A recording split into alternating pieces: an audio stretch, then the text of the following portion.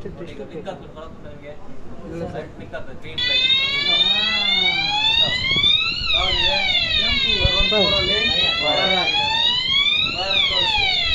ನಮ್ಮ ಕೆಲಸ ಏನು ಸೈಲೆಂಟ್ ಮಾಡಿಕೊಡುವ ಇದರೊಳಗೆ ಸ್ಮೋಕ್ ಇರ್ತದೆ ಸ್ವಲ್ಪ ಇದರೊಳಗೆ ಸ್ಮೋಕ್ ಇರ್ತದೆ ಈಗ ರಿಸೆಟ್ ಮಾಡಿದರೂ ಕೂಡ ಅದು ರಿಸೆಟ್ ಆಗುದಿಲ್ಲ ವಾಪಸ್ ಸ್ಮೋಕ್ ಪಾರ್ಟಿಕಲ್ಸ್ ಇದೆ